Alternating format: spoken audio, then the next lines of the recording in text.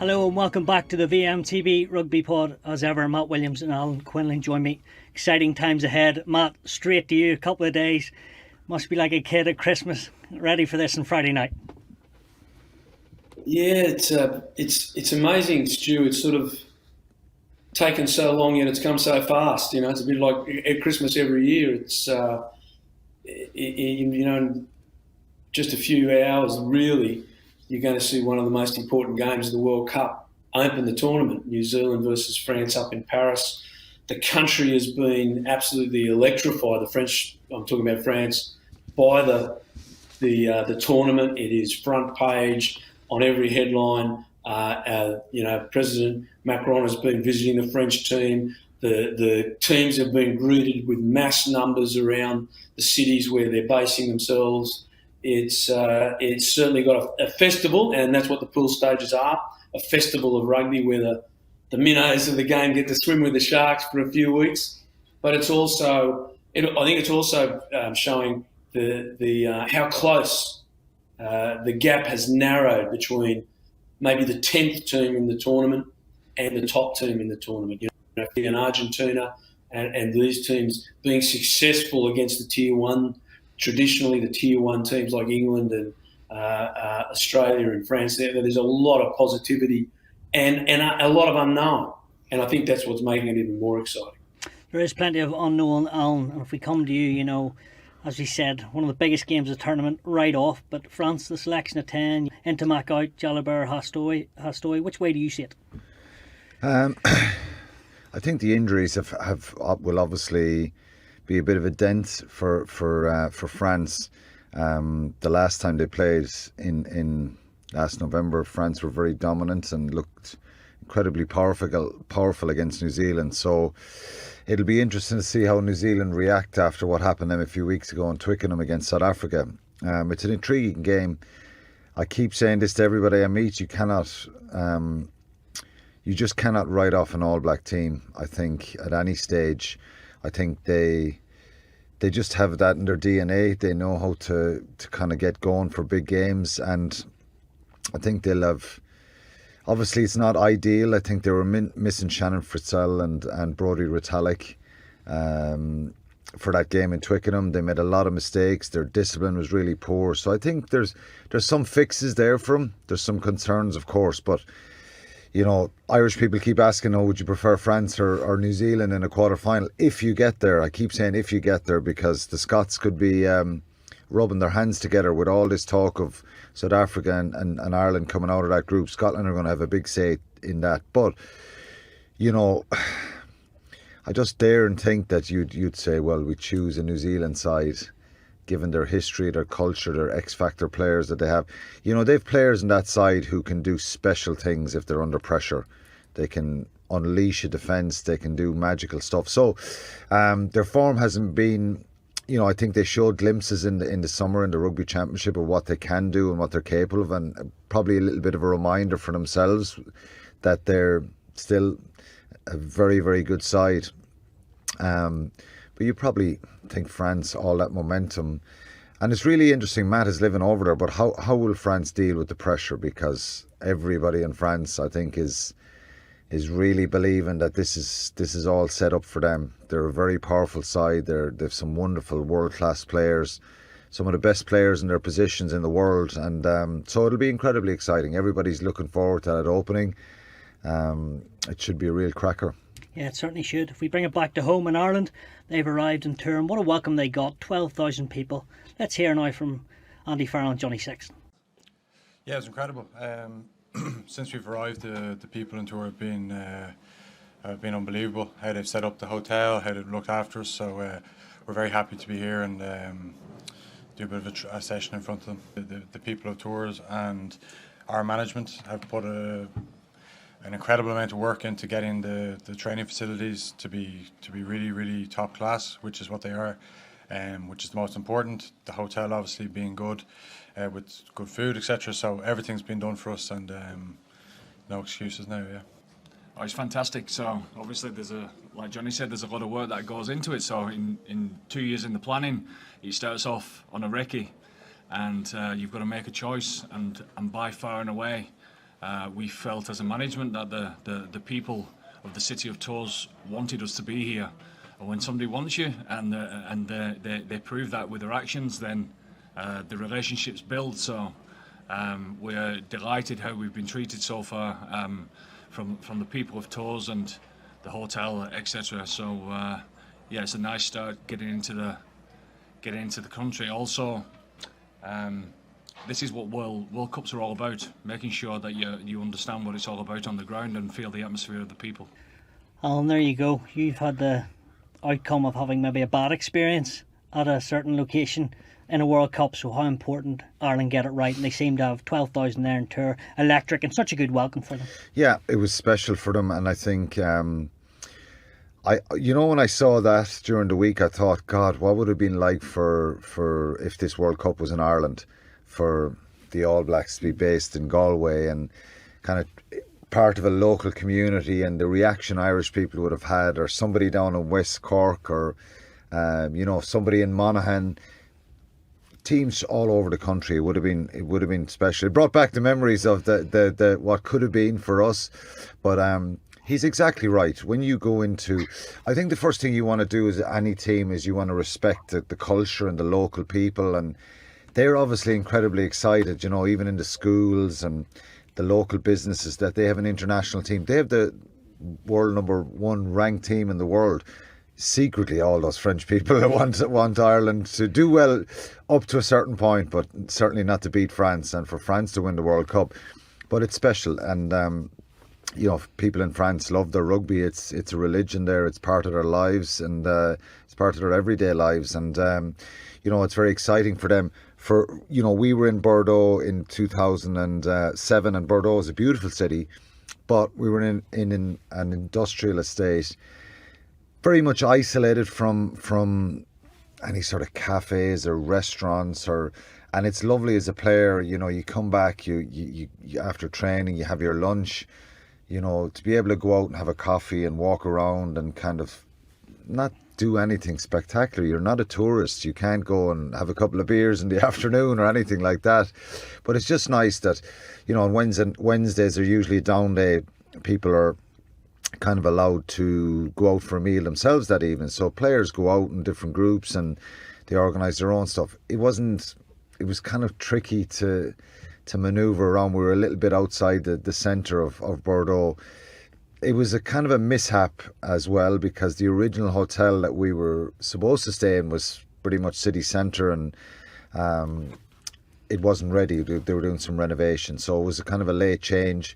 We had issues with the food then as well, which I couldn't imagine can happen nowadays. And it isn't that professional rugby players want any sort of special food, but it's just the quantities, the quality, the types of healthy food, the way it's prepared, breasts of chicken being grilled rather than fried, or deep fried stuff, all that kind of thing. So we encountered a lot of deep fried stuff, and the food was a problem. So they quickly improvised and brought in somebody to change the whole kind of food. The hotel were very good themselves, and to be fair to them at the time, they were kind of landed with us. It was a big piece of business for them, but the smaller, finer details were kind of lost that were needed. It wasn't an excuse, but it does make it have an effect, you know what I mean? Just see kind of a bit of vibrancy and being in a good place. Even if you're outside in the countryside, the quality of the hotel and the facilities and stuff like that. So it wasn't, rooms were perfect, all that kind of stuff, but it was just, it was a factor, and you're a little bit away from, integrating yourself, if you like. And the team did not play well. There was other issues there around the preparation, and probably overtraining a little bit that summer, and that's really going to be the key. I keep saying it to anyone I talk to, if you do well at a World Cup, your prep has been spot on. If you fail, you start to look into these things. And we had issues when we did reviews after that World Cup. One of the things that kind of kept jumping out is we were putting on the boots a lot, and we looked a little bit tired. One thing I saw Paul O'Connell speaking about, and he was up in the press this week, and we didn't really have it. We had GPSs, but it was sporadically. An odd player here and there would have a GPS on. I don't even know if we had a number to cover the team, but we weren't monitored like that.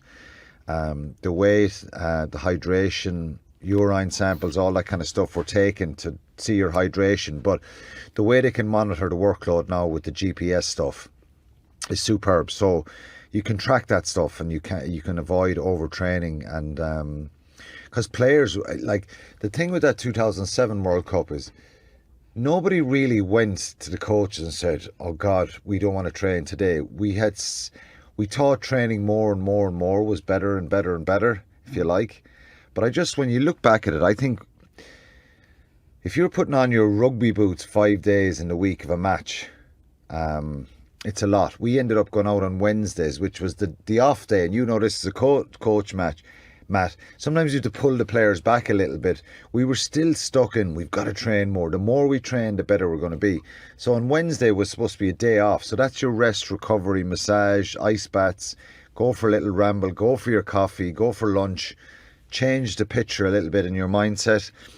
We would end up doing line-outs. And rather than doing them at the hotel, because we didn't have a grass area, it was all concrete everywhere outside, we'd end up getting the bus back to the training ground, which was about 25 minutes, 30 minutes, depending on traffic. So you're 45 minutes kind of getting to the ground, getting off the bus, starting.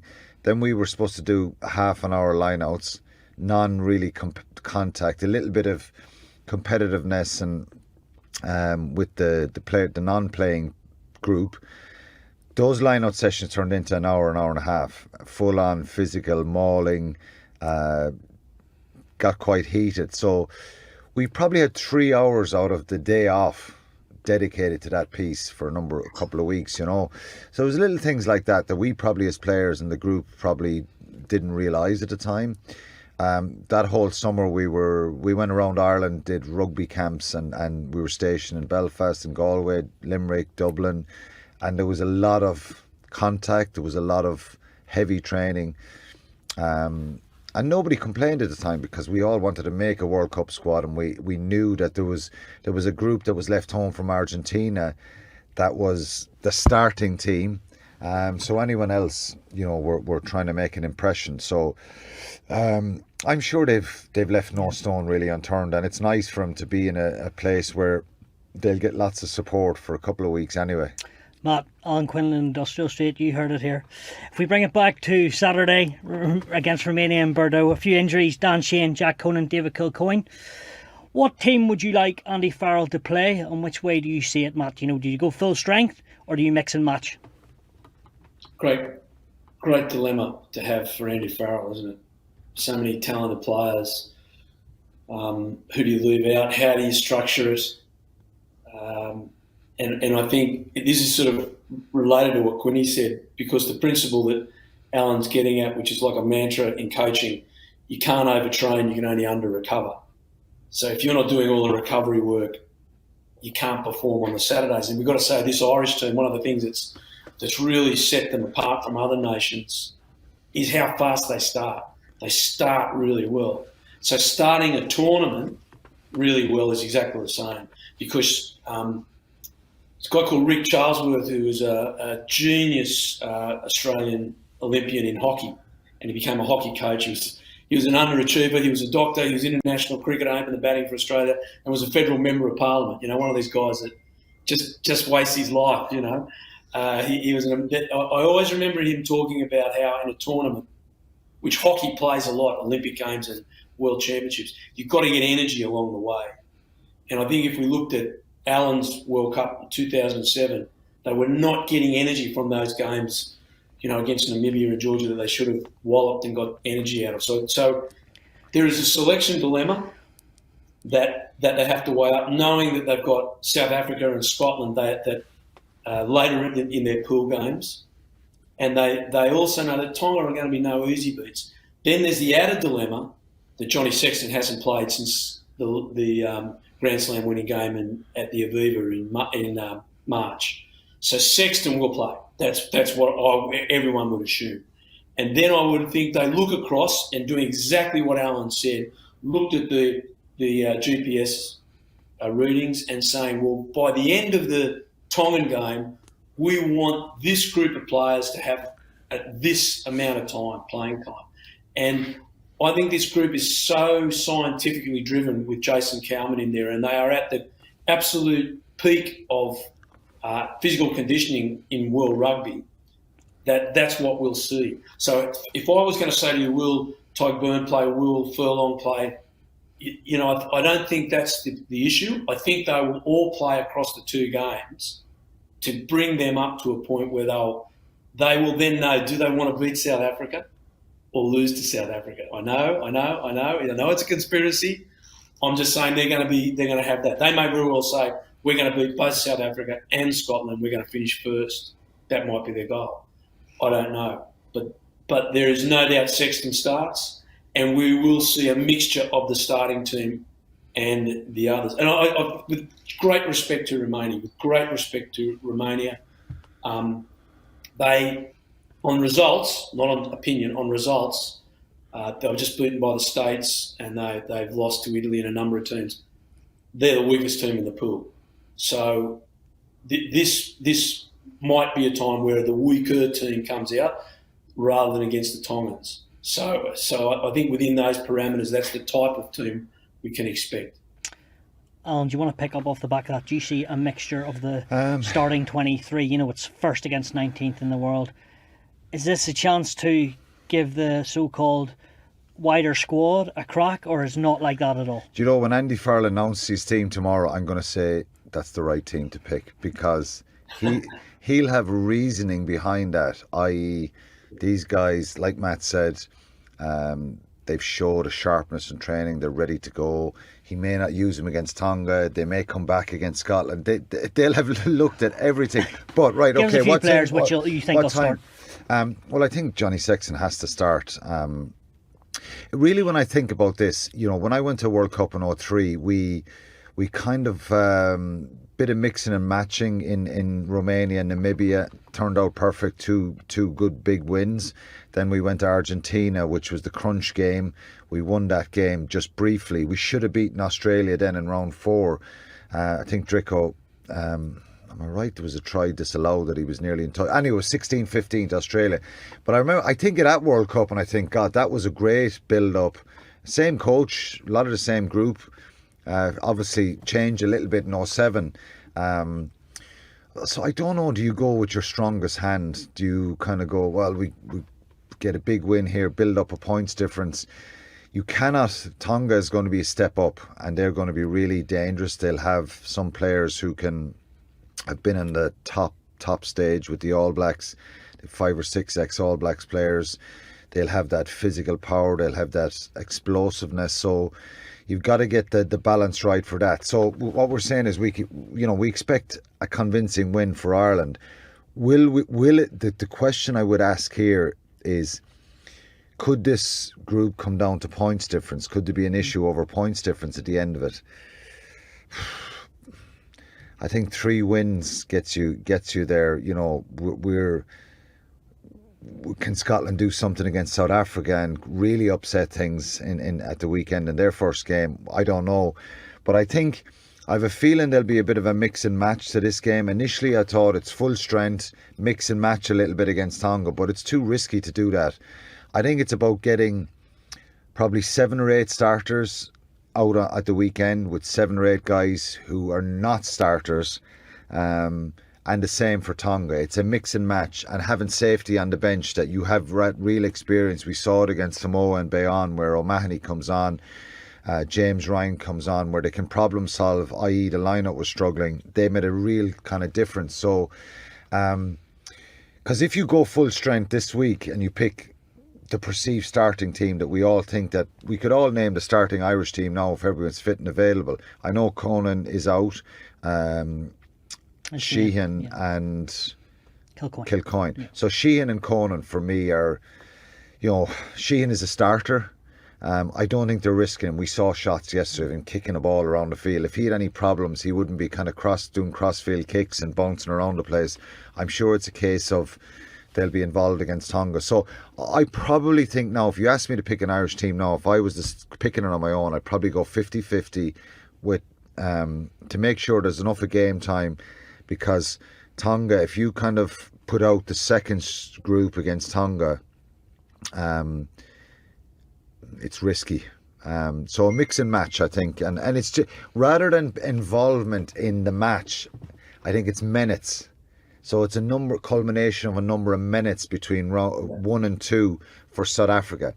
At some point in the two games, and I don't know what you think here, Matt, as a coach, the starting team for South Africa is going to have 30, 40 minutes together. Do you know what I mean?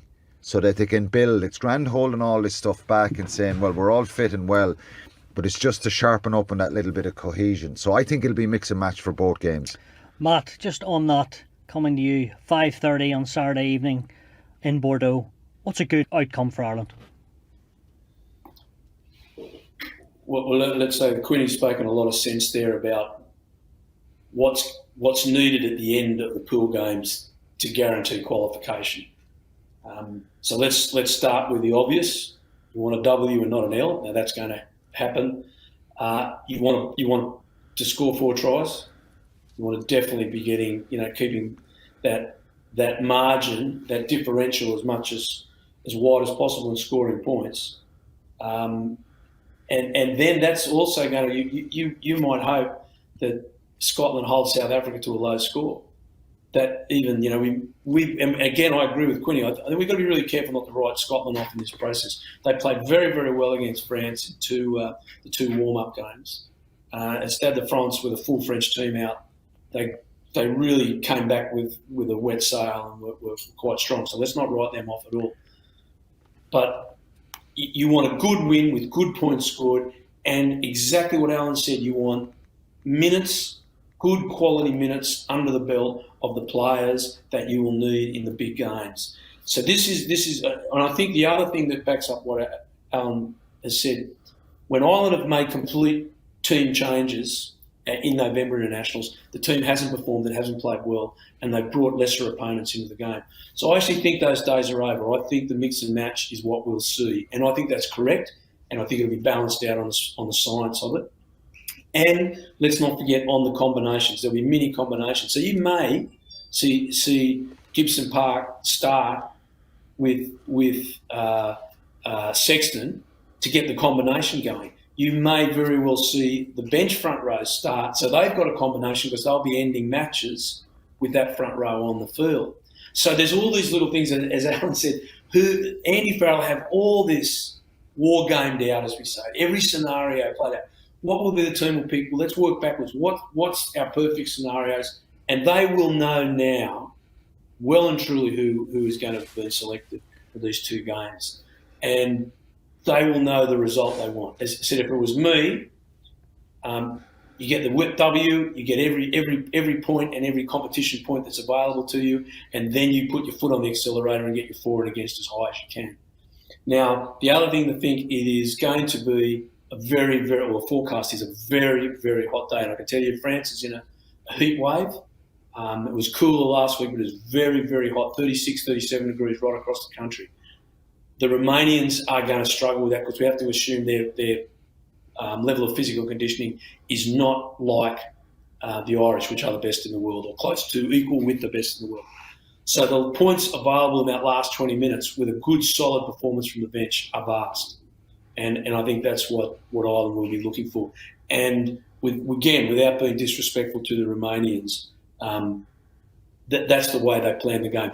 Because all these games, this is the biggest game in the lives of these Romanian players. So the Irish team will come and go, we're just going to get through Romania before we get to top. Well, this is a stepping stone. To the Romanians running on and playing against number one in the world, this is the biggest game in their life.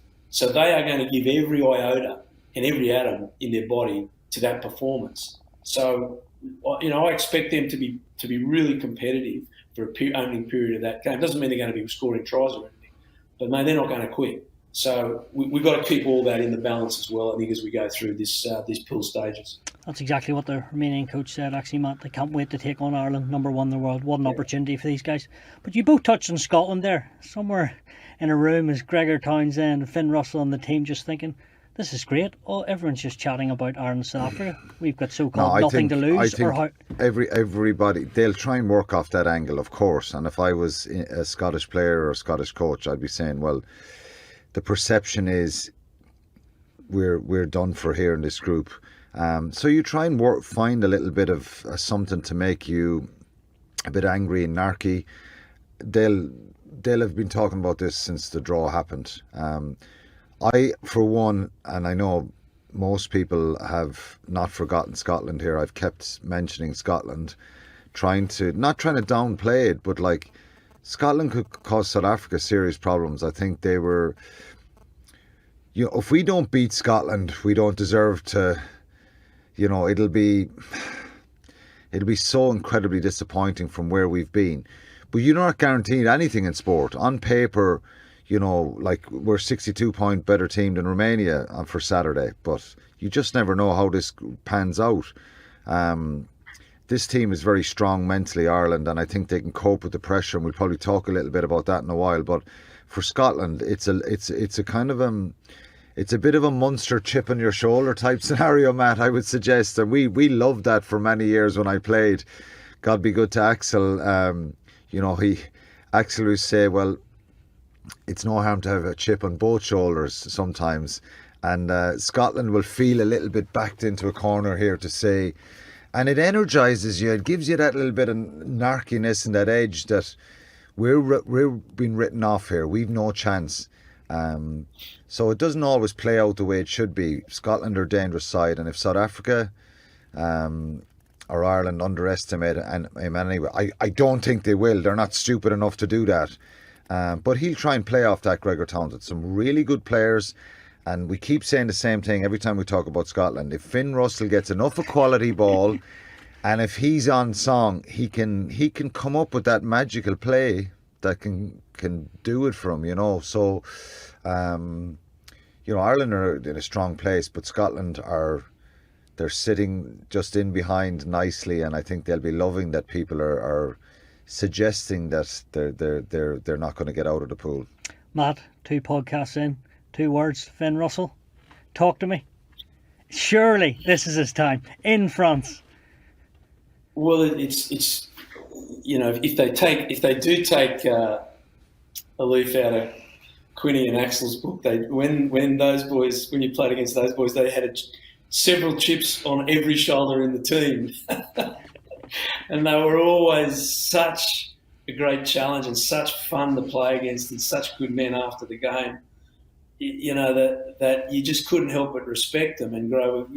End up actually really liking them and find them great company. And that you got to say the Scots are growing into the same thing. We had that thing. If we go back to Finn and Gregor had this problem. They all had beers and pints, and it was in some ways a storm in a teacup. In some ways, it was childish and immature, and it put Gregor in a terrible position. Finn was captain for that game against France in Murrayfield. They won, and he played really, really well. As did, and here is the key, as did the Scottish pack. And they've got options in that Scottish pack now. They've got some depth. They've got some guys on the bench that are weaknesses when they come on. They're now really holding their own. And that French pack was huge, and they held them. And what Finn does really well, which will really trouble the South Africans, is his ability to get the ball to the sideline really quickly, either through passing or through just the beautiful kicking game he possesses. Those crossfield kicks that land on the sideline to Van der Merwe or any of the other wingers, depending who they pick on the other wing. Van der Merwe will be on one wing, is superb. And that will trouble the South Africans because the South Africans condense their defensive line, leave a lot of space, but they come up really hard. And Finn can get the ball there, and that will trouble the South Africans. If their forwards can provide the platform. Just one more, Alan, on Scotland, South Africa. Do you expect the only way Scotland can beat them, if they do or were to do, is to go wide? Yeah, and I think they're pretty good at that. They showed us in the warm-up games. I think, obviously, against France in the third warm-up game, they were a good bit behind. Looked like the game was well out of their reach, and their response was superb. They're very dangerous. So if you stand off Scotland at all and give them space and time, they've some brilliant players who can really hurt you. So Tupelotu, Hugh Jones in the centre, very creative as well. Really good wingers. Blair Kinghorn is kind of slotted into that full back position, very elusive runner as well. So Very dangerous backline. But you know, the thing for Scotland is, you know, and against South Africa, every single team has got to get their set piece right and stop them using their weapon of their maul and their scrum to really punish you and hurt you. One of the things against New Zealand a couple of weeks ago, and we hear a bit about it now, is the entries, allowing easy entries into your 22, and that comes on the back of giving away some silly penalties where the 10 just steps up and he bangs it inside your 22. South Africa love that, so you've got to try to be shrewd and not. It's easier said than done. You've got to match their power as well and physicality. So it's interesting. I think Scotland will be really, really determined to have a good World Cup. You know, Japan was a big disappointment for them as well, and they're dangerous. And they have a little bit of an edge about it. Like I said, it's even the chip on the shoulder thing. You know, it's an edge. It's people writing them off, and it does help teams at times. So for them, they'll hope they can start well on Sunday in Marseille against a very powerful South African side. Another big game, Matt. England, Argentina. England without Owen Farrell. Steve Borthwick still saying this week, you know, they're on making good progress. Maybe you see it that I don't, but are we getting to a stage now, like if England were to beat Argentina, like it's a great day, to say the obvious, of course it's a good day, but like are they even are they favourites anymore, or are Argentina well favourites? I don't think England are favourites. I think it's a very close run game. Argentina can play very well. They're you know, if you put Scotland, Australia and Argentina together and they had to play each other, look, they are also inconsistent, but so evenly matched. So Argentina defeated England and Twickenham last year. They've beaten New Zealand and Australia in the last 12 months, or probably 15 months now. So Argentina are very capable. Michael Cheika is their coach with Felipe Conoponi, you know, has really got them in a good place. They've got their defence sorted out, but still at times they fall apart. So, you know, against South Africa in Argentina, they played very poorly. Their defence was poor. They then go to Ellis Park. I thought they'd get a hiding, and they just lost. So, and of course they beat the Wallabies. So what does all that mean? If Argentina turn up, they can win this game, 100%, 100%. And most of that is down to you know, I've got no other term but horrid play we're seeing from England. The only thing I can say about why England should win is I'm just saying they can't play any worse than they've been playing. I mean, they've just been exceptionally poor, like dysfunctional. You know, everyone was criticising George Ford for kicking the ball against Ireland. And he had no one outside him. He had no shape, no attacking shape outside him we can take the ball forward by running. He just didn't have it. It was pathetic. Their defensive system was shambolic. So unless they get on top of those things, Argentina will beat them. You know, and probably if we're just talking about what evidence we've been presented with over the last 12 months, and we come back to one of Quinny's initial statements, which is totally correct. If you're going well in a World Cup, it's to do with your preparation.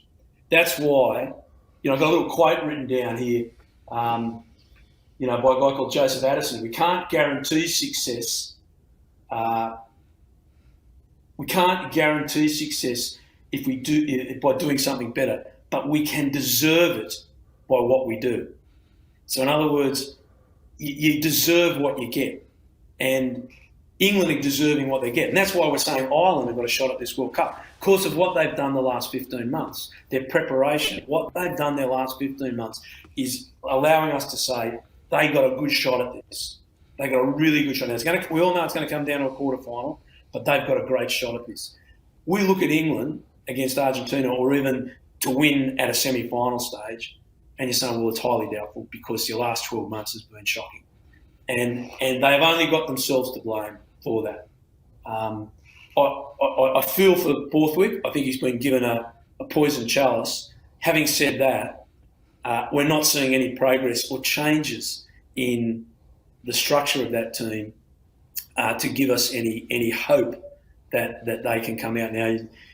Stuart, I think you were mentioning that there's talk Marcus Smith maybe start at fullback. Now, if that's the case, Marcus Smith's a talented young man. Why have we not seen that in the past? So the idea is if you play what New Zealand do. They played Richard Mo'unga at 10 and they played Beauden Barrett at 15. There's your 2 10s on the field. We saw Australia do it with Courtney Beale a couple of years ago. You played Courtney Beale on the field and they had success. There's a lot of merit to that. But you don't do it in the first round of the World Cup against Argentina when you haven't done it for the last 12 months.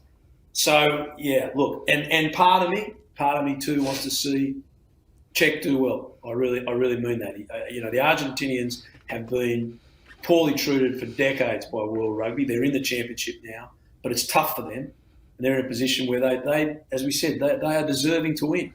And I think they'll have too much for England, who have been really, really poor. How Mario Itoje, who was one of the greatest second rowers I've seen in my life a few years ago, is playing to the low level he is at now, I think personifies where the English camp is. Alan, your thoughts on the Marcus Smith situation? I think it actually might be, if he comes off the bench, it would be at fullback, is the correct thing they were saying this week. And they asked him, I think it was a couple of days ago or weeks ago, have you ever played fullback? And he goes, no, but I'd love to. Jesus. But, I'm obviously taking that and hopefully that is correct. But more so coming into a World Cup, whether it's off the bench or a start going in at 15, be very tricky when, in my opinion, he's a very good 10. He is, yeah. He's very talented, and if they're considering doing something like that, you can do it if needs be that somebody gets injured and you've got to slot somebody in there. You just got to make do if there's a couple of backs injured or something like that. But I suppose Daly and Watson are struggling. They are. So look, he's an option there. They've their squad names, so I think he's a talented player, and he's probably capable of doing that. But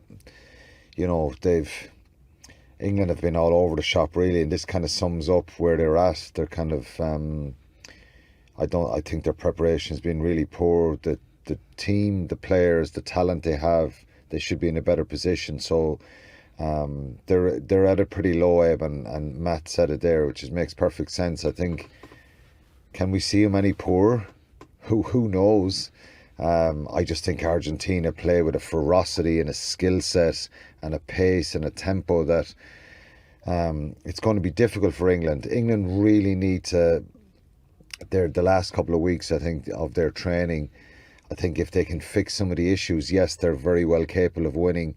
But and can Marcus Smith as a footballer go in at full back? Yes, he can, but if you're Nicolas Sanchez, then what are you doing? Are you going to be peppering high balls on him and asking those sort of questions? We saw Jordan Larmour play at full back a few times, incredibly talented footballer, but some of the aerial stuff didn't suit him when he played. Robbie Henshaw went back there, so it's a very precarious position, and if you have a good 10 in the opposition team, they can start exposing you there. From a running point of view, from a passing, from an attacking point of view, yes, he could be very dangerous, but I'd be worried about that if it happened.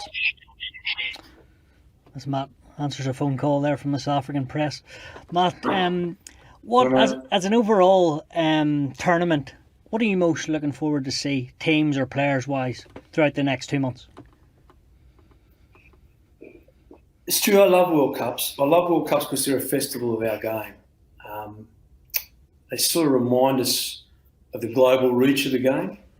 I think the emergence of the South American countries at this World Cup, no Canada, no USA, which have, sort of been the traditional American rugby countries. So you're seeing Uruguay coming forward, and that's fantastic for the game.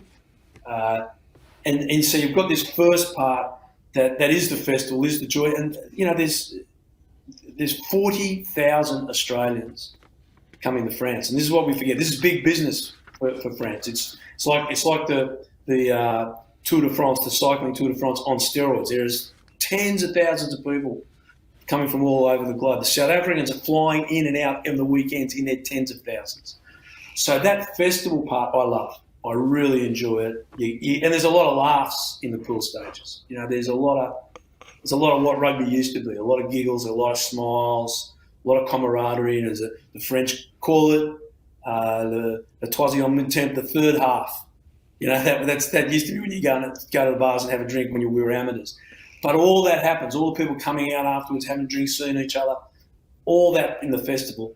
And then amongst that is this incredible, how do I say it, this unique situation where the top 10 teams of the world are all beating each other. And I've never seen that in my lifetime. The top 3 or 4 were always untouchable. But as we just spoke about Argentina. Argentina have beaten New Zealand, Australia and South Africa in the last 12 months. Fiji beating England at Twickenham. We're just seeing this, and of course, in amongst that, the emergence of Ireland as a true world power. For probably 20 years, we've known Ireland of there or thereabouts, but they've been inconsistent, as Alan just spoke about in 2007 and 2003. There's been close runs. But Ireland's emergence as a true world power makes all of that combined. I'm looking forward to it. Like there's every weekend, Stu, you go through the games. Like every weekend, there's something great to look forward to. Like the opening game is a great game. Argentina versus England is an absolutely fascinating fixture. And then, of course, we get to see Ireland play on the Saturday. And we're televising it. We know how privileged are we. So, I've been I attended a few World Cups, and then I've been covering them since 2007. And this, to me, is a really, really unique World Cup for all those reasons. It's pretty unique. Alan, I don't want to look at player of the tournament or any of that because it's too obvious to punt. But more surprise player, maybe, or a surprise team, actually. Who do you think maybe? Surprise team would probably not as surprising as after what they did in Twickenham, but I think Fiji are going to be very, very exciting to watch. I think I remember them in Japan. They ran Wales quite close, and Australia in Japan. They're, I always said this about the Pacific teams. If they get fit, if they get a structure, they have this just incredible talent and physicality and power and pace and skill set. If they can get the structures right, the simple fundamental parts of the game right, well then the other stuff just comes natural to them. Run with the ball, go over people, go around people, offload. Fiji showed us in Twickenham pace, skill set, incredible. Wales Fiji on Sunday is we haven't a game touched on that, as you say, that is incredibly tricky for Wales. I think the one thing about Wales, and I know from being coached by Gatti and his approach to pre-seasons, they beasted themselves in pre-season. So they'll be in good shape. Wales, they'll be fit, and he wants to play with a tempo, and he'll know damn well that this Fiji game is going to be very dangerous. It's actually quite helpful for them that they beat England because it just heightens their awareness around what Fiji can do. So they're a team I'm looking forward to. The following Sunday, Fiji play Australia. Again, we'll get there next week. But they're a team I really look forward to watching.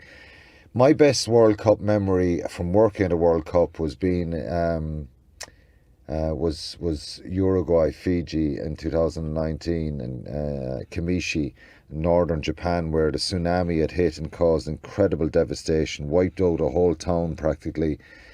They rebuilt some of it. The stadium was right beside the water. It was a kind of an eerie feeling to the whole situation, what happened with the tsunami that hit there. And Uruguay beat Fiji, and it was incredible. It was just incredible to be there, to see the joy and the underdog winning in that situation. Fiji didn't obviously enjoy it, but I hope we see, we don't see kind of 100 points to nil results here. There's a few kind of games that could go awry for the underdogs and the tier 2 nations. So hopefully we don't see that, and we see 1 or 2 upsets. Yeah, upsets are great. Matt, time for predictions, but we'll stick to 3 or 4 matches. So, because I'm going to say, hopefully you think Ireland will win, to say the obvious. Then Argentina, England, Wales, Fiji, Argentina, and South Africa, Scotland. Ooh, they're tough ones, aren't they? Argentina, I think, will win that game on all the evidence. You've got to say on evidence too, the Springboks will win that game. Although I really want the Scots to win. I want them to turn up and really have a go, because I think that's really important. I know how important it is for the Scottish people.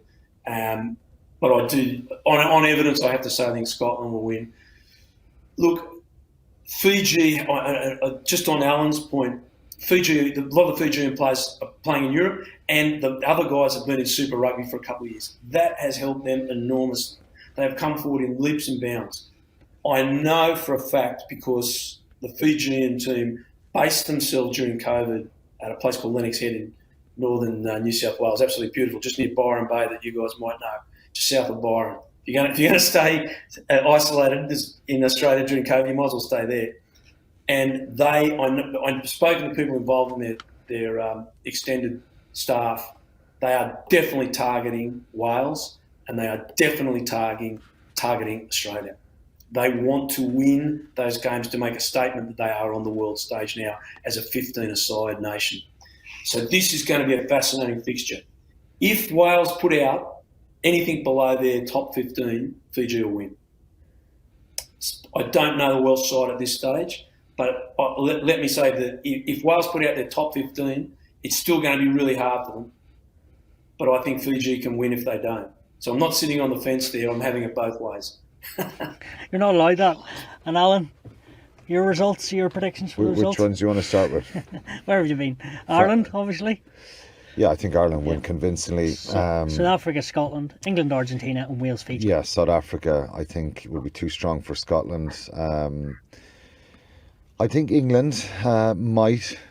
It probably defies logic, given Argentina are probably, my head would say Argentina. I just have a feeling England might get some stuff right this weekend and could nick that one. It'll be tight. If they nick that one, sorry to butt in, they could well get the semi-final. It's a joke. England play Argentina, they play Japan, they play Chile, and they play Samoa. We love that, Matt, as an Irish team, but yeah, that's the way it is. It is what it is. So look, and I think Wales, even though I'm really looking forward to seeing Fiji, I think Wales might get it right this weekend against Fiji and have a structure and a plan to try and starve them of possession and get their defence right and maybe Fiji. Well, what an opening weekend it's going to be. All starts in Virgin Media on Saturday, 11:30. Italy take on Namibia, and then of course it's Ireland against Romania. My thanks as ever to Matt and Alan. Cheers, thanks Stuart.